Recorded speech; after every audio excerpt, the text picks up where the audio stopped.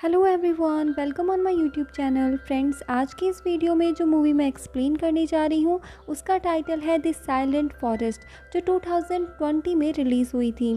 Friends, ये एक real story based कहानी है जो एक साइकोलॉजिकल थ्रिलर है। दोस्तों, ये स्टोरी है ताइवान के एक स्पेशल स्कूल की जहाँ पर डीफ और म्यूट बच्चे पढ़ते हैं। ये स्टोरी उनके सेक्सुअल अब्यूज़मेंट को और स्कैंडल्स को बताती है। तो फ्रेंड्स, मूवी की स्टार्टिंग होती है एक यंग लड़के चेंग चेंग के साथ। ये एक स्पेशल बच्चा है। वो डीफ एंड म्यूट है, यानी वो ना ही तो सुन सकता है और ना ही बोल सकता है। और इतने दिनों से वो बाकी बच्चों की तरह नॉर्मल स्कूल में ही पढ़ता था। लेकिन दोस्तों, अब उसे उन नॉर्मल बच्चों के बीच में एडजस्ट करने में थोड़ी सी तकलीफ हो रही थी और वो खुद को उन बच्चों के बीच में डम समझने लगा था। और इसीलिए उसने अब एक स्पेशल स्कूल में एडमिशन ले लिया जो स्पेशल बच्चों के लिए ही बनी थी। यहाँ पर सभी बच्चे उसी की तरह थे, तो उसे यहाँ पर अनकंफर्टेबल भी फील नहीं हो रहा था। स्कूल में उसकी मुलाकात होती है उसके टीचर से, जिनका नाम है मिस्टर वांग। मिस्टर वांग काफ़ी ज़्यादा सिंपैथेटिक है। वो स्पेशल बच्चों को स्पेशल तरह से ट्रीट करते हैं। वो इन बच्चों से उन्हीं की तरह साइन लैंग्वेज में बात करते हैं। अब स्कूल के बाकी टीचर्स भी वांग की तरह ही बहुत अच्छे हैं। अब चैंग को ये स्कूल अच्छा लगने लगता है और उसकी यहाँ पर एक दोस्त भी बन जाती है। इसका नाम है बई बई। अब हमें दिखाया जाता है कि एक रात चैंग को नींद नहीं आ रही थी और इसीलिए वो अपना फ़ोन हाथ में लेकर वाईफाई की तलाश में निकल जाता है। अब उसे वाईफाई तो नहीं मिलता, लेकिन हॉस्टल के स्टोर रूम में से अजीब सी आवाज़ सुनाई देती है। वो अजीब सी आवाज़ एकदम हल्की सी और दबी दबी सी आती है, जैसे कि कोई दर्द में चिल्ला रहा हो। चैंग जब उस तरफ जाने लगता है तभी उसे पीछे से बई बई बुला लेती है और वो दोनों जाकर के पूल के किनारे बैठ जाते हैं। जब चैंग बई बई से उस आवाज़ के बारे में पूछता है तो बई बई कहती है कि वो सब वहाँ खेल रहे हैं और कुछ नहीं। अब चैंग को ये बात कुछ समझ नहीं आती कि इतनी रात गई कोई क्यों खेलेगा, और वो भी यहाँ पर। लेकिन बाद में वो इस बात को इग्नोर कर देता है, इस पर इतना ध्यान नहीं देता। अब नेक्स्ट डे चैंग अपने स्कूल जा रहा होता है और बस में वो एक शो देख रहा होता है और ये बई बई का फेवरेट होता है, इसीलिए वो पीछे जाता है बई बई को बुलाने के लिए। लेकिन वहाँ बई बई नहीं होती है, वहाँ बस उसका बैग रखा होता है। अब बई बई को ढूंढते ढूंढते वो बस में एकदम से पीछे चला जाता है जहाँ पर बई बई के दोस्त थे। अब चेंग बई बई के बारे में उनसे पूछता है, लेकिन जो कुछ भी वो वहाँ पर देखता है उससे उसकी रूह कांप जाती है। वो देखता है कि यहाँ पर 3 लड़के मिलकर बई बई का रेप कर रहे थे।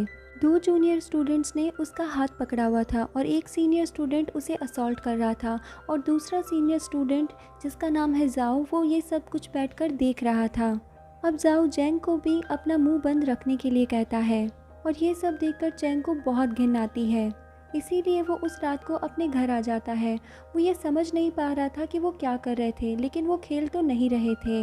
अब नेक्स्ट डे वो बई बई से बात करने की कोशिश करता है, लेकिन वो देखता है कि बई बई तो अभी भी उन्हीं लड़कों के साथ खेल रही है और वो एकदम खुश थी, जैसे कि कुछ हुआ ही ना हो। अब चैंग को ये देखकर बहुत गुस्सा आ जाता है और वो फिर से अपने रूम में चला जाता है। लेकिन उसके इस बर्ताव को ज़ाओ बहुत नोटिस कर रहा था। अब उसी रात को ज़ाओ अपने दोस्तों के साथ मिलकर चैंग पर हमला कर देता है। वो उसे उठाकर स्टोर रूम में ले जाता है और उनके साथ खेलने के लिए कहता है।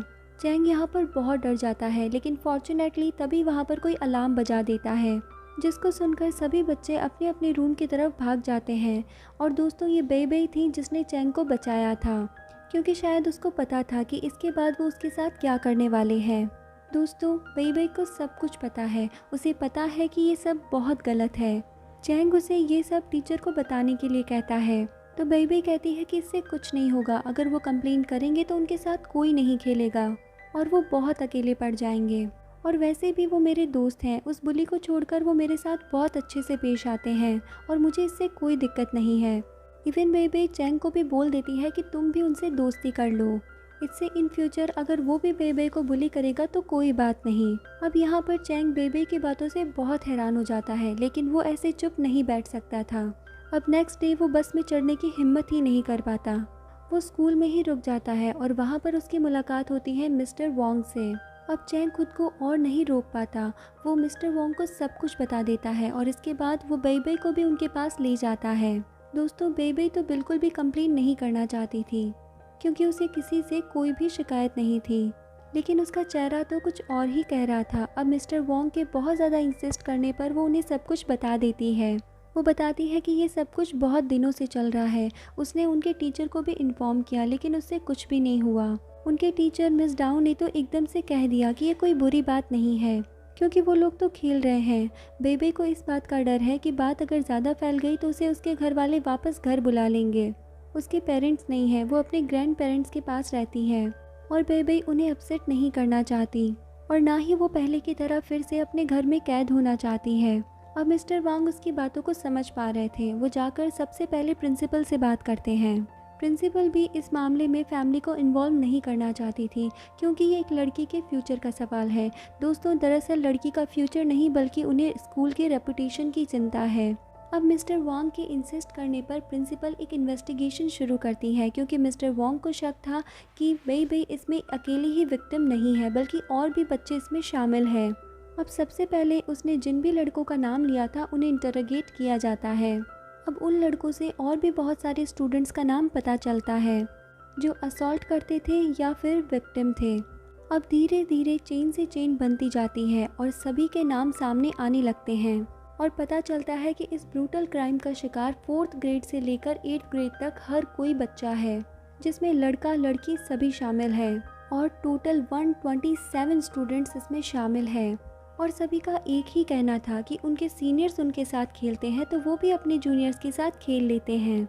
उन सबको पता है कि ये सेक्सुअल असॉल्ट है, ये गलत बात है। उन्हें भी अच्छा नहीं लगता जब उनके बाथरूम में कोई घुस आता है, जब उनके कपड़े उतरवा देता है, मगर फाइट बैक करने की हिम्मत किसी में भी नहीं है। अब एट लास्ट एक नाम सामने आता है जो इसका लीडर है और उसका नाम है ज़ियाओ। अब मिस्टर वांग उससे भी पूछताछ करते हैं कि वो ये सब क्यों करता है, क्या वो भी कभी विक्टिम रहा है। तो ज़ियाओ कहता है कि वो सिर्फ देखता है और मज़े के लिए, उसने कभी भी कुछ भी नहीं किया और ना ही उस पर हाथ डालने की हिम्मत किसी की है। इतना कहकर ज़ियाओ एक क्रीपी सा स्माइल करता है जो काफ़ी ज़्यादा अजीब होती है।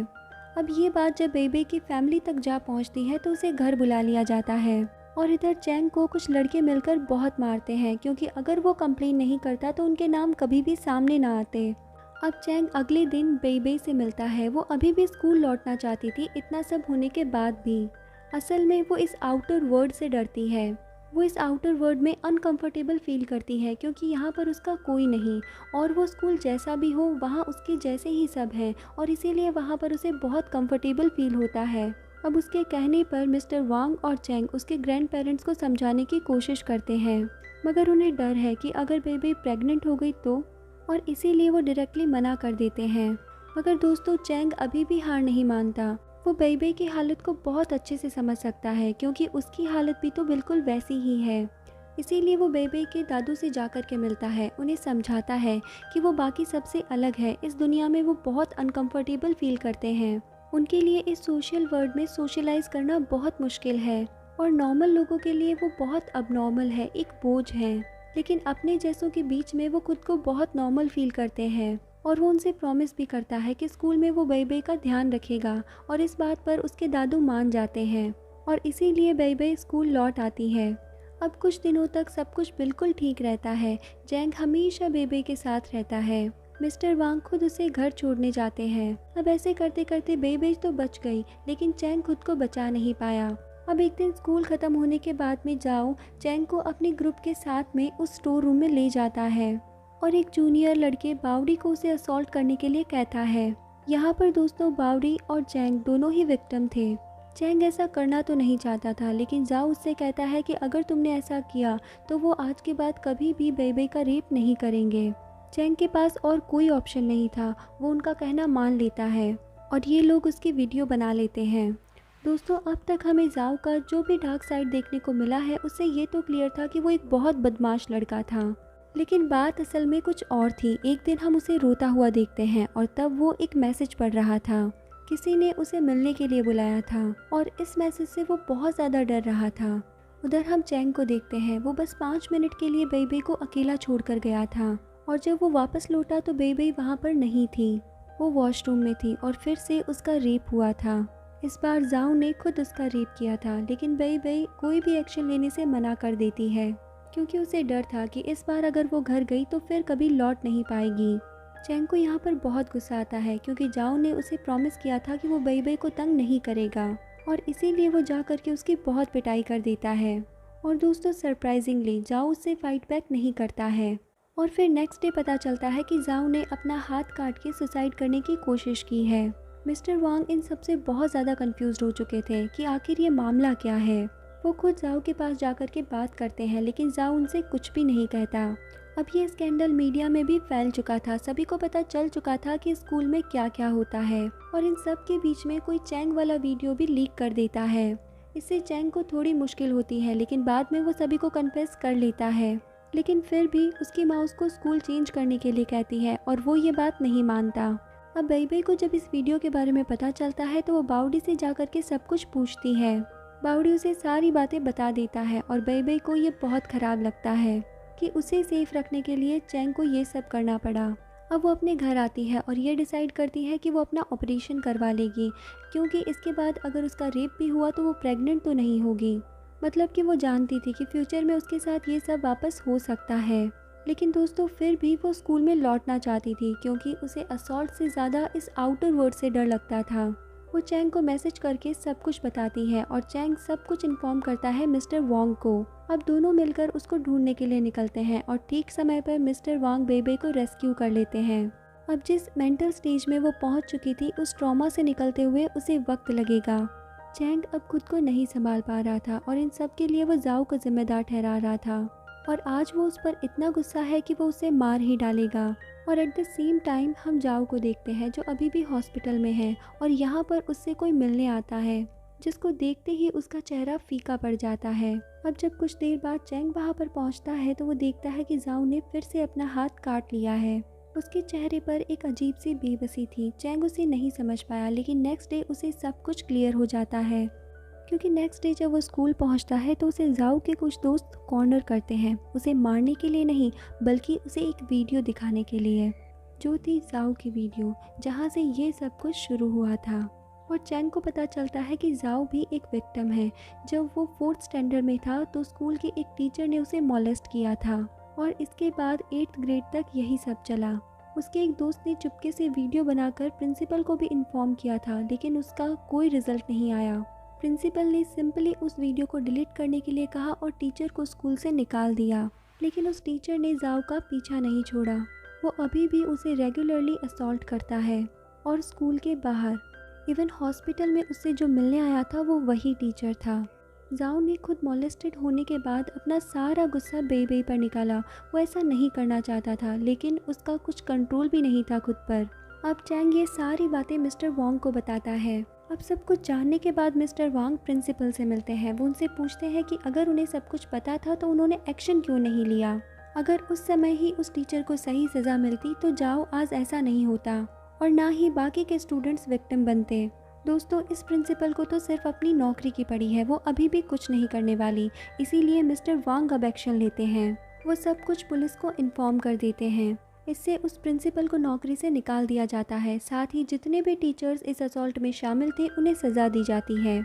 अब मिस्टर वांग फिर से जाओ से मिलने जाते हैं। वो अभी भी बहुत उदास दिख रहा था और मिस्टर वांग जब जाओ से बताते हैं कि उसे उस टीचर के बारे में सब कुछ पता है तो जाओ टूट जाता है। जाओ अब खुद से नफरत करने लग गया था। उसे समझ नहीं आ रहा था कि ये असॉल्ट उसे परेशान कर रहे हैं या खुशी दे रहे हैं, क्योंकि कहीं ना कहीं वो उसे अच्छे भी लग रहे थे। वो उस टीचर को हेट करना चाहता है जो उसे असॉल्ट करता था, लेकिन वो ऐसा नहीं कर पा रहा, बल्कि वो उस असॉल्ट को एंजॉय कर रहा था और ऐसा उसके साथ क्यों हो रहा है उसे नहीं पता।